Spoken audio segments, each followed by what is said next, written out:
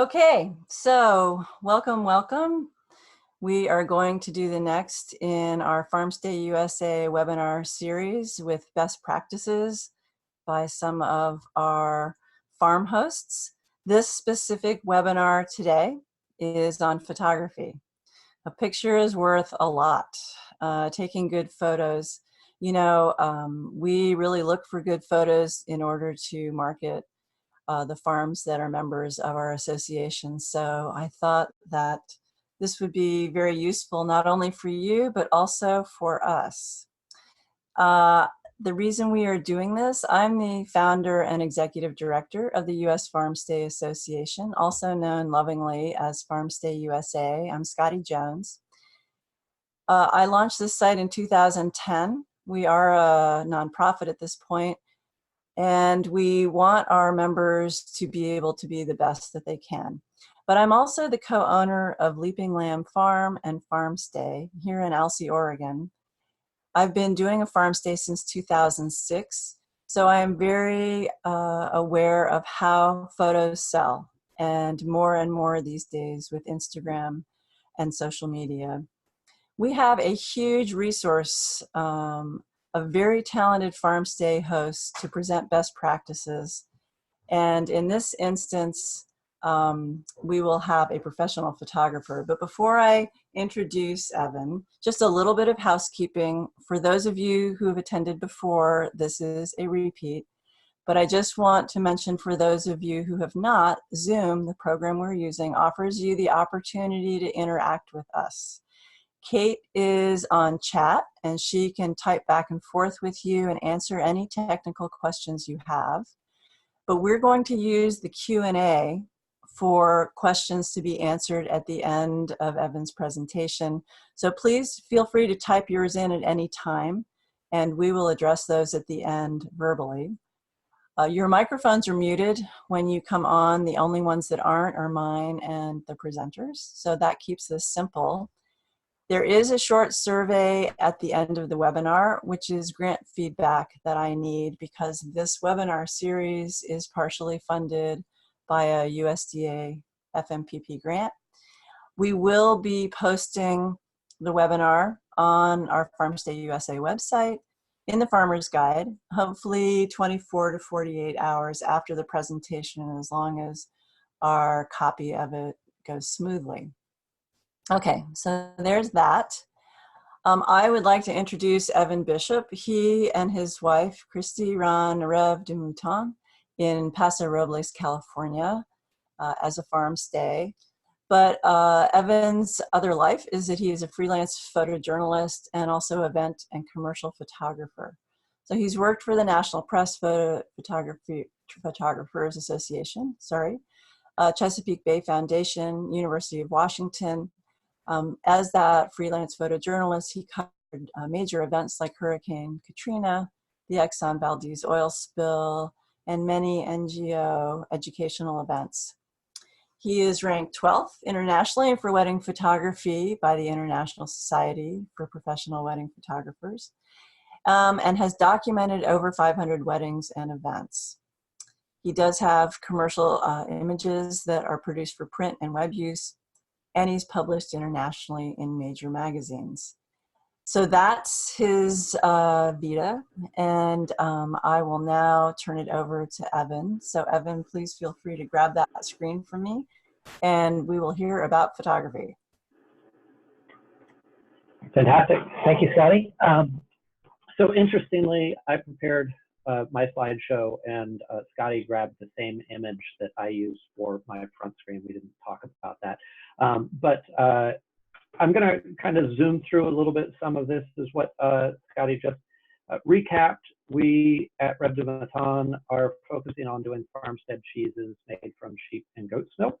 The rest, Scotty did a great job recapping that.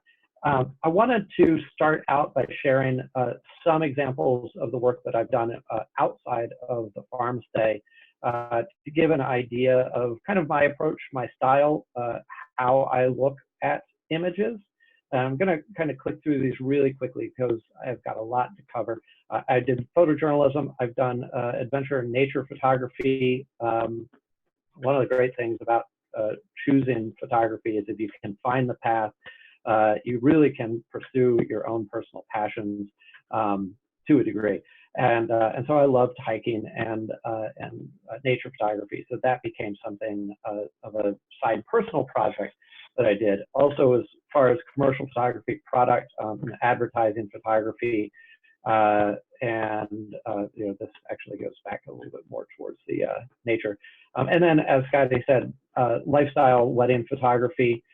So all of my commercial and advertising photography, it gives me a slightly different perspective on shooting events as well as photojournalism.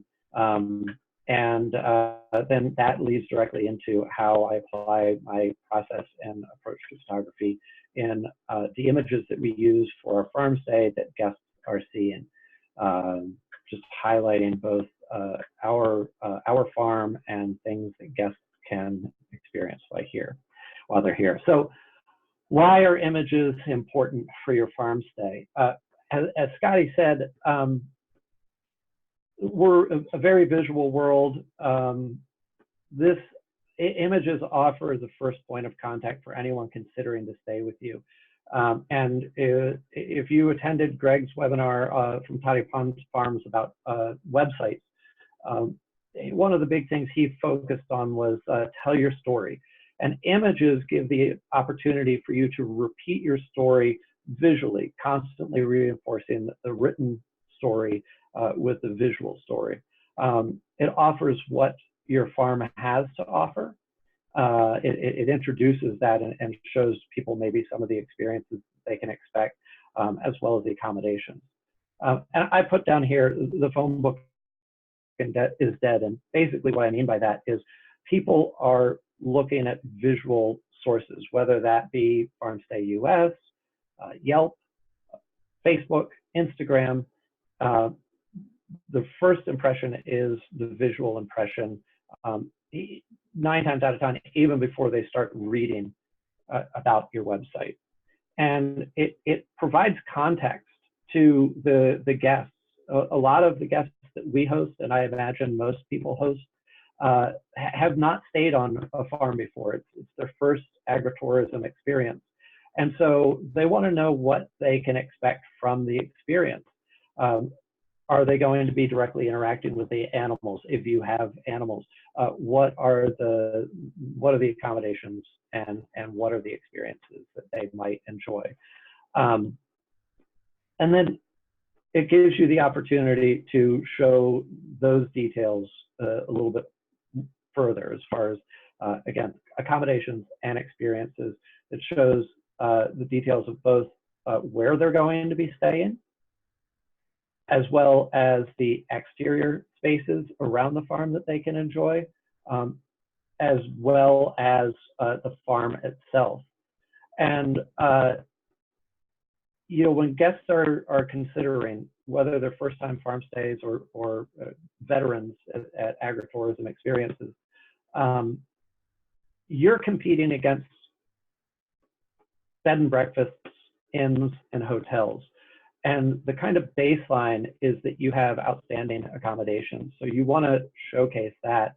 And then what makes your stay unique is really the farm. And so people have to be able to see that you have excellent accommodations, and then whatever the farm stay offers, that is kind of the next step. And again, that gives you the opportunity with photos, with quality photos, of really highlighting the differences that your farm has versus anything else, whether it's another farm stay or particularly the other more traditional inn and bed and breakfast options in the area. So equipment basics, largely what I want to talk about in the presentation is going to be on composition. But I wanted to get over a few things, kind of the iPhone versus SLR or other professional camera debate. At this point, when I say iPhone, I'm saying camera phone. So iPhones at this point are very high quality. They fit in your pocket. It's easy for you to be able to have a camera on you at all times with an iPhone. But you have to understand there are limitations. There are places that the iPhone kind of fails. One of them is going to be there's a little less creative control built in. And then most iPhone cameras don't allow you to truly zoom. What they're going to do is crop an image in order to select an area that you want to showcase. And I'm going to show you what I mean by that next. There are accessories available, so attachable lenses. There's great editing software out there, and I highly recommend that you check those out. Camera Plus 2 is one of the options, which allows you a lot more creative control for, like, I think it's $2.99, and so it's a really great editing software after you've taken the picture, or actually as you're taking the picture, to improve the abilities of the iPhone as is. And then as far as professional cameras, SLRs, mirrorless cameras, the advantages here really higher resolution, raw files for more editing capabilities, lots of accessories, whether they be external lights or interchangeable lenses. It just ultimately allows you a lot more creative control built in without adding accessories to the iPhone. The disadvantages is that obviously the cameras are larger. That makes it less convenient. It means that you're not going to always have that camera with you. And then the other part of it is the cost. I mean, a base high quality professional camera at this point is going to start around $2,000. So unless you already have an investment in that, that might be a little bit cost prohibitive. Going back real quickly on the iPhone, the one thing I wanted to mention about the available accessories with the camera lenses and everything that you can add kind of defeats the purpose of being able to have a camera that's with you all the time.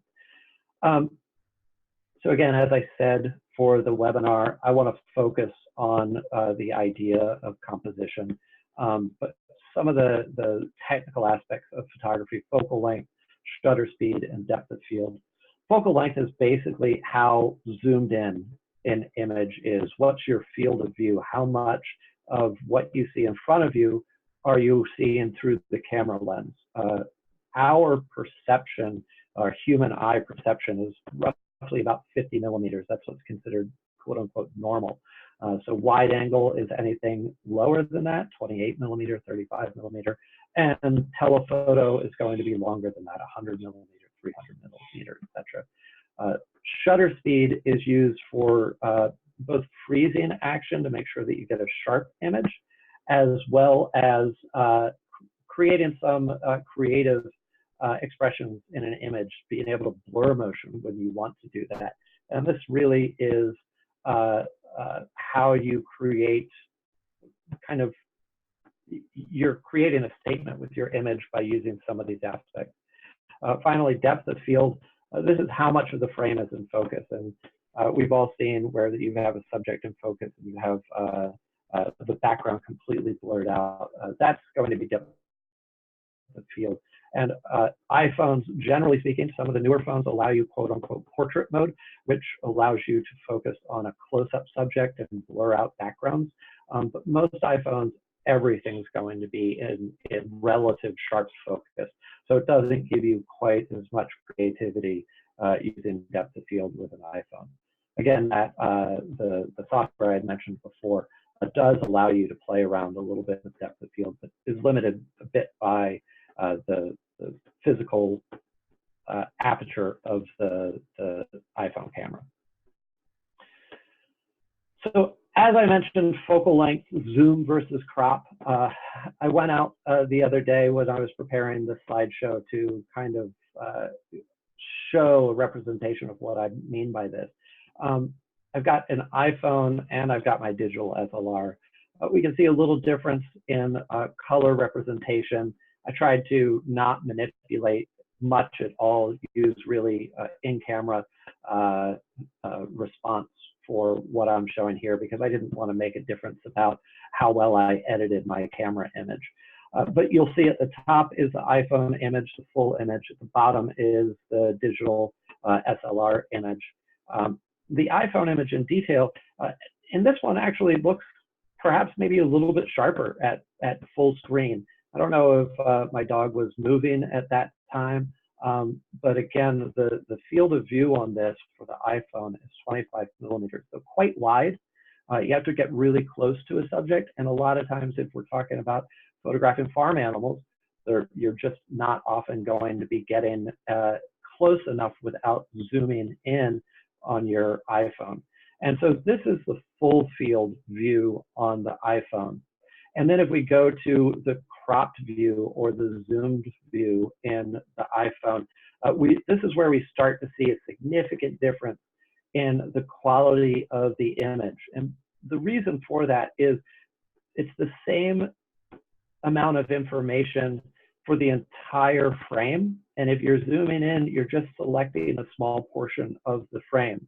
So I moved back in order to allow my 300 millimeter lens, which was the max zoom I could get on the iPhone, to take a picture, same subject, and show top versus bottom. And here you can see a real clear distinction in the resolution, the sharpness of detail between the iPhone at the top and the SLR at the bottom. And again, cropping in for those details, you see very pixelated, blurred images, not as much rendering between highlight and shadow on the iPhone detail versus the digital SLR, where we get very sharp. In the lower left-hand frame, you can see the little bit of the grass sticking up that's very sharp in that image. So I think this is a great example of understanding the limitation that the iPhone provides, and knowing when that's a good option and when you really do need to get into using a more professional option for the camera. Real quickly to talk about that, what I was saying as far as shutter speed, freezing action and making a sharp image versus blurring that image. And these can be used creatively. The image on the left, taken the same day during a herding competition. This dog on the left is moving just as fast as the dog on the right, but that one on the left was shot at about a 1/1600th of a second versus a 50th of a second. So still a fairly fast shutter speed, but you can see the difference. The one on the left looks like it's just plodding along, whereas the one on the right is really zooming. And this is where kind of understanding how those technical aspects of photography can impact the emotional expression of the images that you're creating.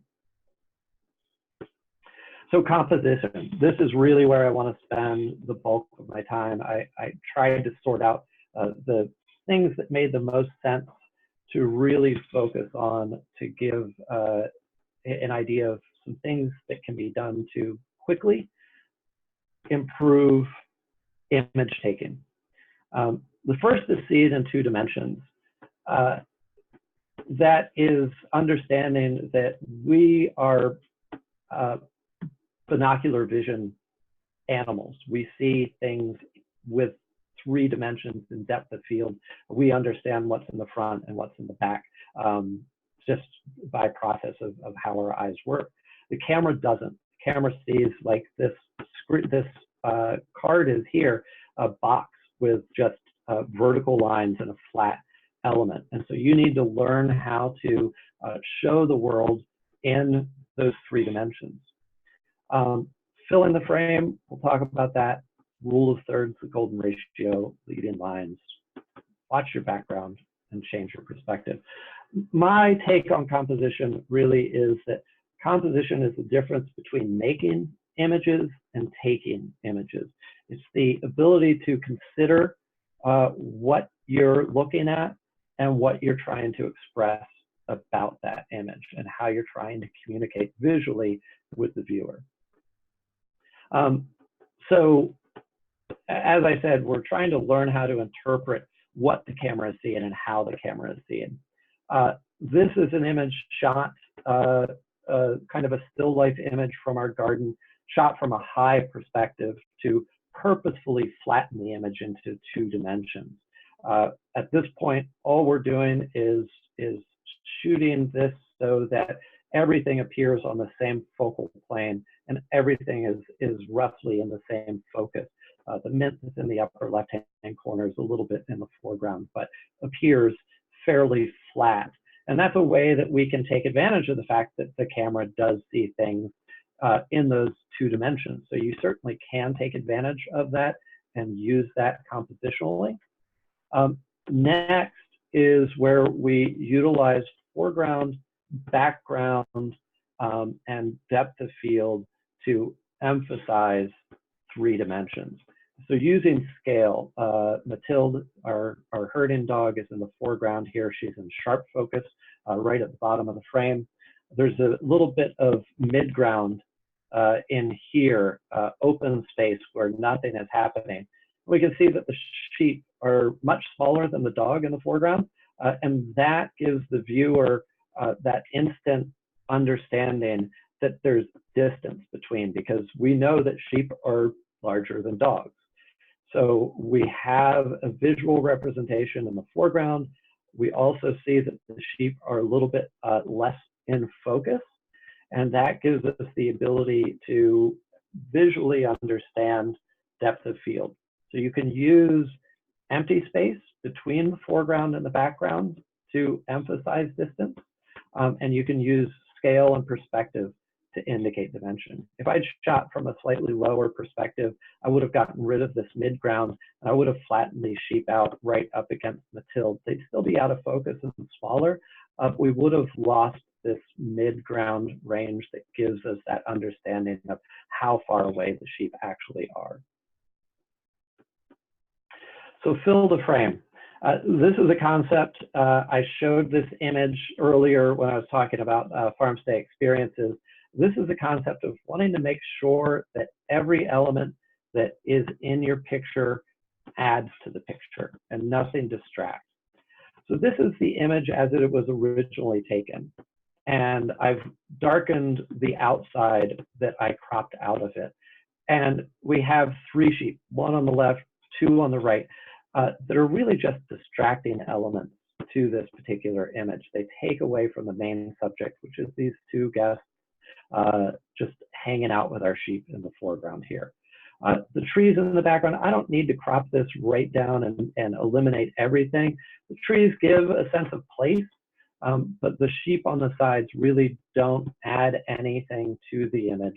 They just create distracting elements. You can also use elements within the image to frame your main subject. So we have a lamb or a ewe laying on the ground here, getting ready to lamb. We were waiting in the shed late one evening, and some of the other expectant ewes are here, and we see that on the right here and on the left, we have 2 sheep that are really keeping the viewer's eyes from exiting the frame. They're pointing back towards our main subject, which is highlighted in the foreground here. This ewe right in the foreground is very dark, but you can still see the outline of her. Oops, sorry about that. And this ewe, the gaze is directing us back to the ewe. And something to keep in mind is this is one of probably about a dozen images I made at this moment. So when shooting, don't think that you see something, you shoot it, and you have it. You don't often have the time to review and think about exactly what image is going to be the best image. Photograph it, look at it, think about it, consider what else you might want to say, and continue shooting it. Later, when you get back to your computer, when you're editing your images, you can find the one that really it has the most elements of what you're hoping to make your image the best that it can be. And then the image doesn't have to be jam-packed full of information, and a lot of times negative space, the space that doesn't have detail, can fill the frame.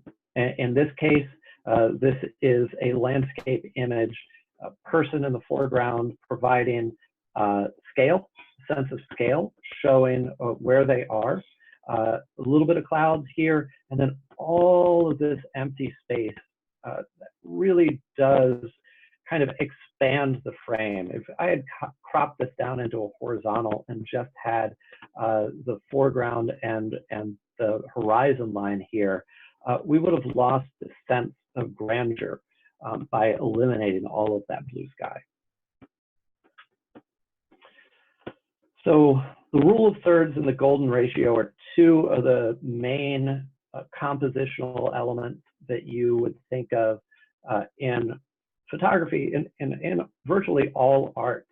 The rule of third divides your frame equally by two vertical and two horizontal lines. And this doesn't really matter whether it's the ratio that your camera takes or if you crop it. I love having, like that last image, longer images, taller or longer, more horizontal images. Rule of thirds still applies. The golden ratio is a different rule. It's an equation that you can read it here. It's a little bit difficult to explain and understand, but it's something that we see in nature all the time. Snail shells are part of what the golden ratio is based on. It's basically a diminishing equation where everything is equally divided into smaller units. But let's start with the rule of thirds. If you have ever used an SLR or if you've cropped an image in your iPhone, odds are you've seen this graph come up. This is what I mean by two vertical lines, two horizontal lines equally dividing the frame. We see these little gray circles here. Those are going to be the points of the most interest for your viewer, but the lines, where those lines are, those are the thirds that we really want to consider. Oftentimes, centering an image in the frame, putting something right in the middle is the least interesting thing for the human eye, for us to view. And in practice, here's another one of the images of Mathilde overlooking the sheep. You can see that Mathilde is right on that line. And then also the sheep are following that line, that first horizontal line. That just gives us, again, a way to visually navigate a screen, an image, and it's a way for us to purposefully photograph so that we're thinking about how is something going to be viewed? How can we direct the viewer's eye throughout the frame? This, of course, you can edit this a little bit. I could have cropped this so that Mathilde fell smack dab in the middle so that line went right between her ears. It doesn't have to be exact like that. And you want to try and shoot with this concept in mind. You can, of course, crop post after you've taken the image, but if you're considering it, it just makes an aesthetically more pleasing image out of the frame. Another one of my photojournalism images, this is a gentleman sitting on a bench listening to a transistor radio, and his body is directly on that line with the rule of thirds. So this is very clearly indicating the point of interest that I'm trying to get the viewer to pay attention to, not allowing them to wander off in the background. This is another interesting one. So this is where we can use the rule of thirds to emphasize, again, what we are trying to tell the viewer. This is, again, during a herding trial. We have what is called the shed, which is where the handler and the border collie are trying to take one sheep from the rest of the sheep. You can see the sheep fall right on that bottom line, but what falls in the middle there is the space, and that is really the story of the image. the successful shed, the ability for this dog to get one separated from the others. So rather than having a subject in the rule of thirds on that vertical line, I have the space that's being expressed. So the golden ratio, if you lay the rule of thirds over the golden ratio, they're pretty close.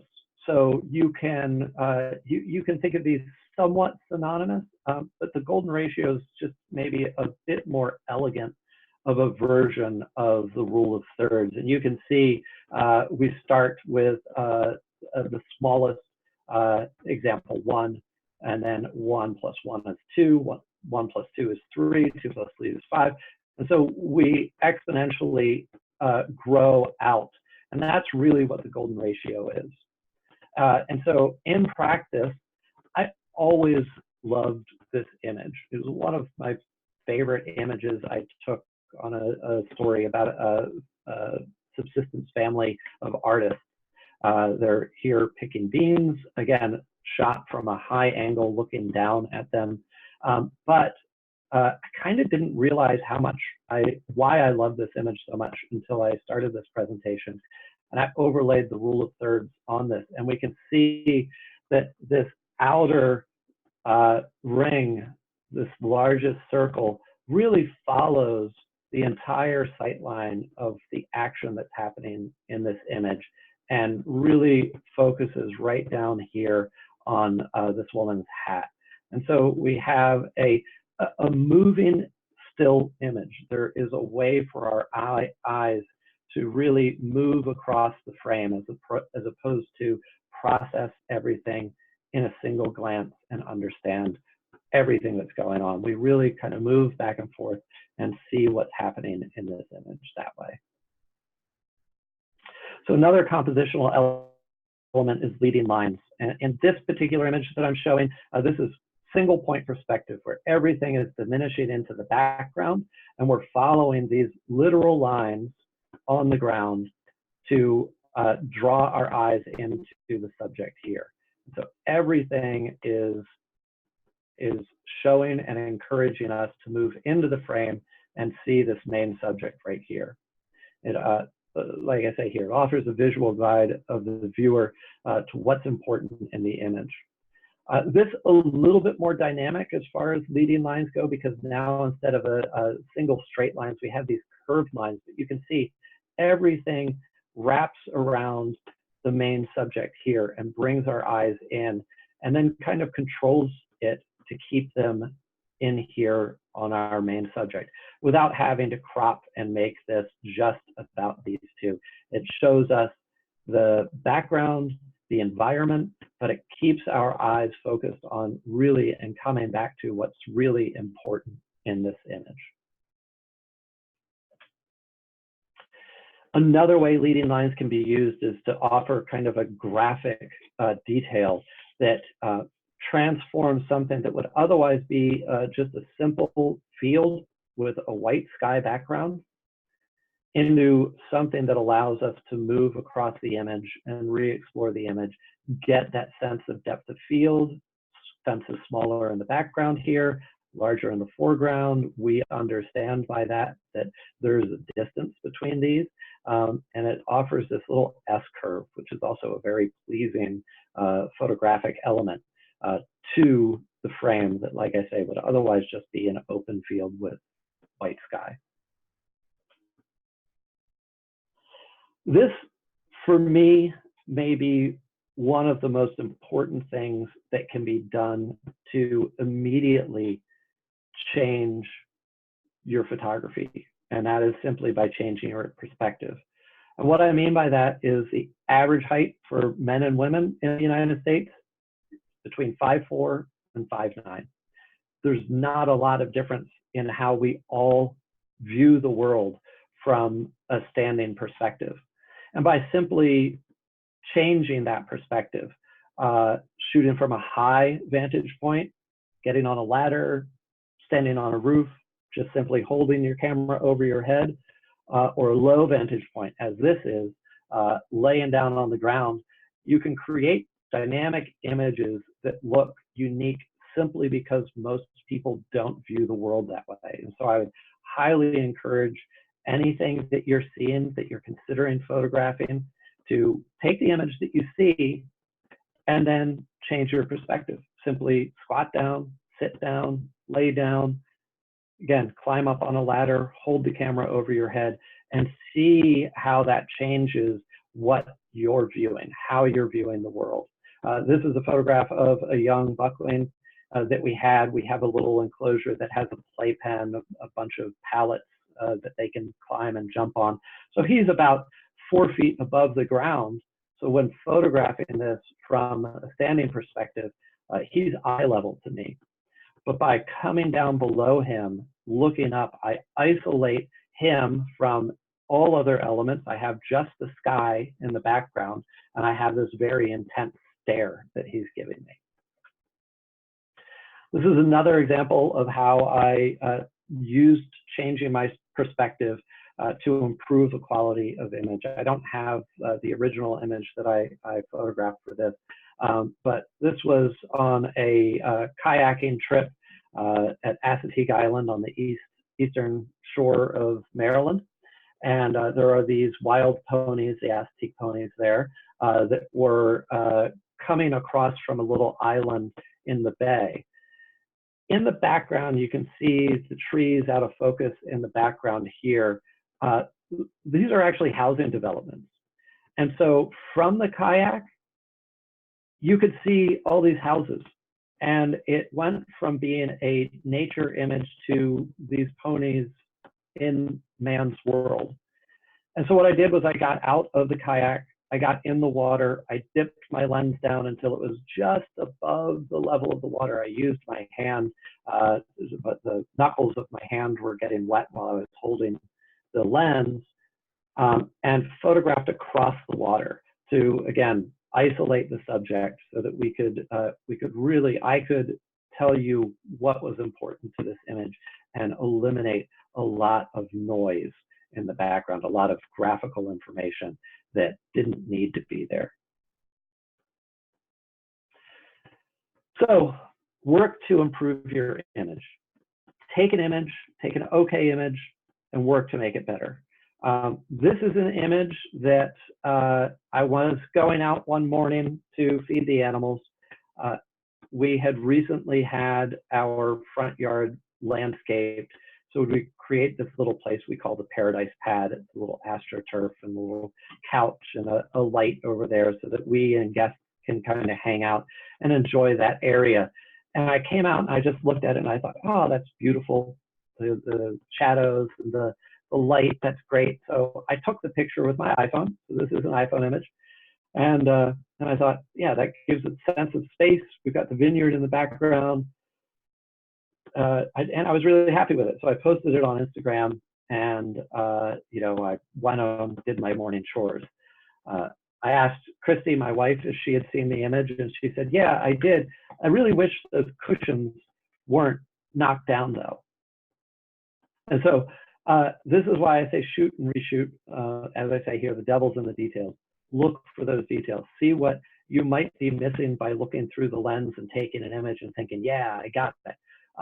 You know, this is just, I could have looked and seen that and straightened up the couch cushions and taken that picture and I would have been done with it. But because Christy pointed that out, I reevaluated the image and I said, okay, yeah, I agree. The cushions, that just looks sloppy. That's not what we want to tell our guests, that we don't make up the couch. So how can I shoot this better? So I went out and I looked at that original image and I rephotographed this image. So a slightly different day. We have more muted light, less of the harsh shadows that are there. I also changed my perspective. I came down behind a bed of lavender and catmint, and I told the viewer by having blurred information in the foreground, sharp information in the background, what I was trying to tell them, what I was trying to show them. And so we get these elements that frame our main subject. We get these elements at the bottom that get rid of a little bit of this midground here. And we really do focus on this. And for me, visually, just a much more interesting image. Also, the cushions are all set up here. Much more interesting subject than this is here on the left. So as you're working on taking images, the biggest thing I can recommend is to be consistent and work on developing your style. Your style is going to be different than my style, is going to be different than anyone else's style. That being said, you can look to other people's photographs to inform what your work, what you can take and what you can use and elements that you can incorporate in your image that are going to really improve the images that you see as you're seeing them currently. So practice, look at Instagram, other people's websites, find magazines of images that you like. There's visual images everywhere, and they don't have to be about farm stays. They don't have to be about anything that directly relates to what you're photographing. You can just get those compositional elements and you can start considering those. And again, the idea of knowing your story and reflecting it in every image you publish. You want, when someone comes to your Instagram page, your feed, you want them to see image after image after image after image of good quality, well-considered images. These are 4 separate Instagram accounts that I follow, a restaurant on the left, another ranch that's here in Paso Robles where we live, and then 2 wedding photographers on the right side. And you'll see this one here, Outlaw Ranch here in Paso Robles. The images are very consistent, not just in what they're showing, but the color treatment. This kind of a little bit muted, a little bit green color. They process their images like this in every single image so that when you look at it, you know, oh, Outlaw Ranch, I know that. This is Bistro Laurent, which is a restaurant here. It's a French restaurant, and these really bright, vibrant colors he's showing. Lots of red and orange in it. And so those are things to consider. What are your logo colors? What are your brand colors? How can I showcase those in my images? How can I repeat that? Whether it be through text in images, not everything has to be photographed, but when you're thinking about what people are viewing, a lot of times people are viewing your images in this way, in a very small thumbnail portion, and you want them to see that there's a consistency of quality and style to your images. Pete Riddell from Baltimore, Maryland, he is this set of 3 images, very vibrant, highlight and shadow, bright and dark contrast images. And finally, the Youngrens over here, very cool, whitewashed images, very soft. And those are different styles of 2 really great photographers. And you're able to see, I'm drawn to this, or I'm drawn to that. And that helps people decide not just the content of your images, but the quality that you're showcasing. What, you know, it emphasizes the professionalism of what you're doing. So I know that that was a real quick overview of photography and kind of some of my approaches to how to improve your photography and things to consider. I know this is going to be posted, so it might help to rewatch it and as you're working through the process. But last but not least, what I wanted to say is hire a photographer. This is a photograph of myself and my wife, Christy, one of our chickens. We really could not have gotten a lot of the images that we showcase on our website without the help of other professional photographers. I'm in a bit of an advantage being a photographer. I've got a lot of photography friends, but there are professional photographers everywhere. Wherever you are, you can find a professional. They will not only allow you to get images like this of yourself, and you are definitely part of the story of your farm stay, but they will allow you to see your farm in a different perspective and highlight things that you may overlook or not even consider from an outsider's perspective. And remember, all the people that are staying with you are outsiders to your farm. And so having a professional photographer that can see things perhaps from a guest perspective will allow you to highlight your farm in a way that you otherwise wouldn't be able to highlight. I finish on this image. This is the image that Scotty used for her thumbnail of the slideshow. And I said, coincidentally, it's the image that I used for the first image of our slideshow. It's the image I'm using for the last image of the slideshow because this was not photographed by me. This was photographed by a friend photographer. And the reason I wanted to show this is that we have had more people stay with us based on this image than any other image that I have shot or that we highlight on our webpage. And so just emphasizing the importance of hiring a photographer. She photographed this image of young Jacques, the ram, out with Christy in the field. And we've been told by guests that they felt manipulated into staying with us because they didn't feel like they could say no after seeing an image like this of the lamb. But a lot of people comment on this. A lot of people love this image and are drawn to it and really make contact with us, explore our images, explore our website, and stay with us because of this. And that would not have happened without hiring another photographer. So I'm going to hand it back over to Scotty at this point. Thank you very much for watching, and I hope it was helpful.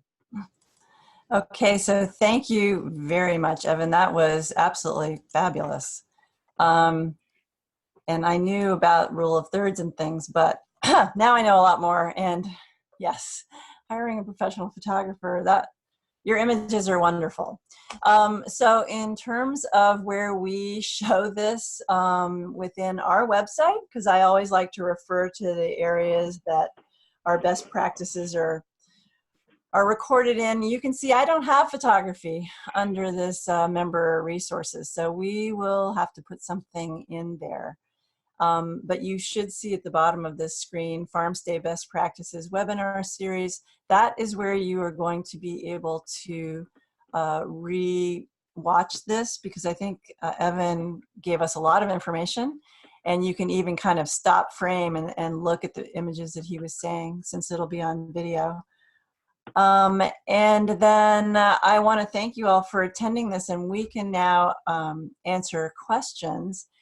And I am going to go to that somewhere and see if anyone's asked any questions. I know that Kate's got a couple of questions, and so I'm going to have to pull those up separately.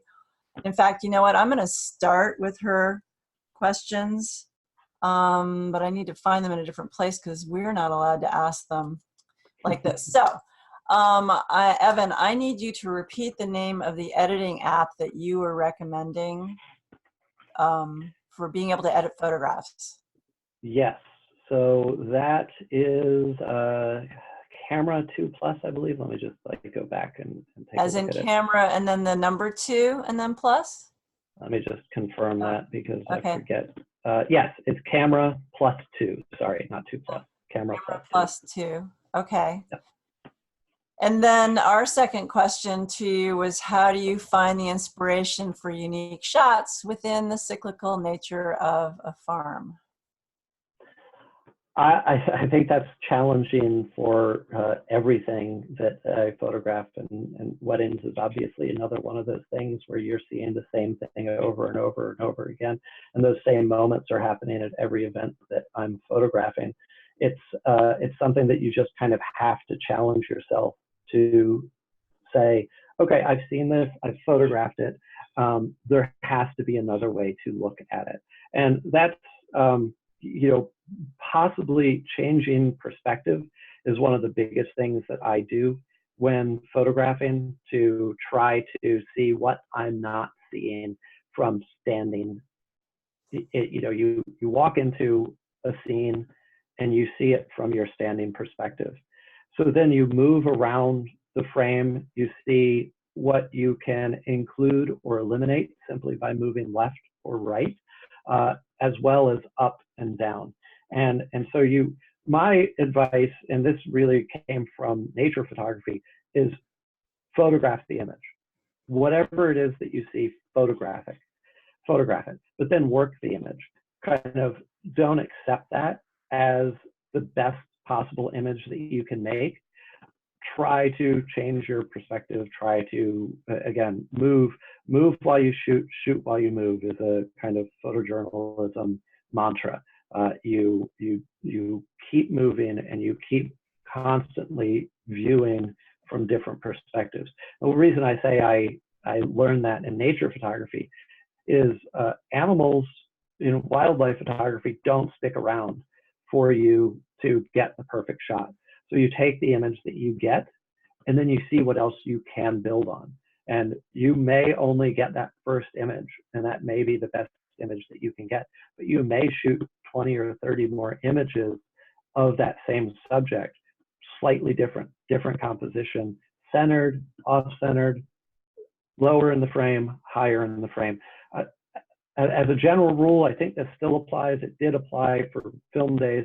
1 in every 100 images shot in the commercial and photojournalism world, 1 out of every 100 images is publishable. And that's just simply, you can't think that you're going to get the best possible image on your first try. Okay, so then my question to you is, with your cell phone in your back pocket, you always have that for images, but how do you determine when you're going to go out with your camera? Do you have something in mind, or are you just hoping you're going to get a good shot that day? No, I usually have something in mind. So usually if it's something like the lambs are out on pasture and I know that there are going to be a lot of opportunities, I'll decide I'm going to grab my camera, I'm going to grab all my accessories, I'm going to go out and I'm going to work on making some images. Or if it's for the bed and breakfast, there are days that, the bedrooms are going to be there. The bedrooms are going to be there all the time. And so I can choose when I'm going to get my camera gear and photograph it. Having, I love these kind of sayings and mantras in the photography world. The best camera in the world is the camera that you have. And having your iPhone when you're going out to do your morning chores, or and I've taken a lot of images of guests interacting during my farm tours with my iPhone, simply because I didn't want to intimidate them and make them feel like, oh, guess what? Now you're going to be part of the story of the website. But I had the iPhone with me, and if there was a really interesting interaction or an image that I wanted to capture, I had the iPhone with me. So you can certainly plan days that you and things that you want to photograph, and you can make a list of challenges. You can say, you know what, I really want to get a great image of a young lamb nursing. And that's happening over a few weeks' time. You figure out a day that you aren't bogged down by all the other duties that you have to do. You go out in the field with your camera and you photograph it. And if all you have is the iPhone, then you do the best that you can with the iPhone. And for us, I know our animals, being dairy animals, get real familiar with us. So it's easy for me to interact with them in a way that if we were just raising wool or meat animals, it would be a lot more challenging. Okay, so Phil Irwin asked a question, and I'm going to tag on to it. So he said, how about photo credits? And I'm not sure if he means because you've taken the photograph or somebody else took the photograph that you're posting online. But then I want to add on to that, those guests that you took photographs of, do you get, if you want to post a picture with them in it, are you getting a photo release? Definitely. Definitely. If you're including anyone that has stayed at your place, you definitely need to ask them to permission.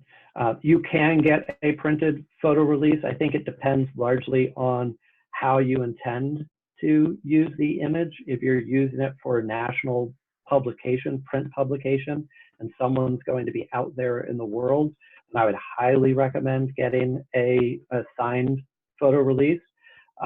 For website images, it can tend to be a little bit more informal. More often than not, if someone has a problem with it after you've posted it, let's say you post a couple and they break up, and the one person says, I don't want to be seen in a photograph with my partner, my ex-partner anymore, you just simply take it down. There's not a lot of litigious things that can happen in that sense. Once it's down off of the website, it's down, and you don't have to worry about that too much. But definitely get verbal release from any people that you photograph. And then, like I say, depending on, and a lot of publications require signed releases for anyone that is in a photograph. So you probably have to do that if to be in a well, so then publication. how about the photo credit? Since you said, for instance, that image of the your wife with the baby lamb at her feet, do you credit your photography friends? Or we do. Yeah, we definitely do. The photograph that's at the top there is by the Youngrens. That's one of the couples I showcased on the Instagram. Right. We oftentimes just reference it on the page, or a little slug like what we have here for it. I think Betsy, who photographed that image, she gave us full release on those, so she didn't require that we put a slug or anything. But we often thank her for images as we showcase them, typically on Instagram or on Facebook. Okay. Okay. Cool. Cool. So, does anyone else have any other questions? Because I don't want to keep Evan from going out and hurting his sheep. Okay, if anybody has any other questions, feel free. His contact information is here. Mine is here as well. And we're happy to answer, help you out. And with that, I think we've got some future webinars coming up. These are the dates and topics so far. We're going to do one of our other farms who started a farm gift store from scratch. She's going to talk about how she did that. We'll have avoiding burnout. I think maybe on the 29th, we'll do something like food on the farm. I'd still like to talk about weddings and how that works on a farm or not. But anyway, thank you very much, everyone, for attending with us. Evan, thank you very much for taking the time to share your expertise with us. And Fantastic. I hope thank you. You all have a great, wonderful rest of your week with lots of wonderful Farm Stay hosts. Awesome. Thank you, Scotty. Okay, thanks very much. Talk to you all later. Bye. Bye.